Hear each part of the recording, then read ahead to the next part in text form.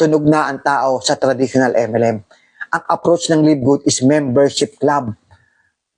Huwag mong tingnan yung Pilipinas. Lalaki ang network natin sa ibang bansa because of co-op system at member-to-member program. Ba't ka bibitaw? Dapat, tingnan mo yung malaking picture.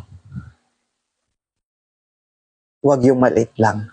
Huwag yung temporary lang. Nahirapan ka ngayon, bibitaw ka na. Pinagpalit mo lang yung ginto sa tanso. Mag-stay ka kay Live Good.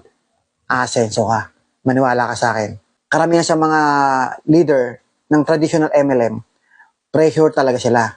Every month, pressure. Pero sa Live Good, once na-build mo yung network, mabawasan man yan o walang invite ang grupo mo, still may income ka. Kasi may subscription per month. So, hindi ho kahinaan ng Live Good ang subscription. Strength ng Live Good ang subscription.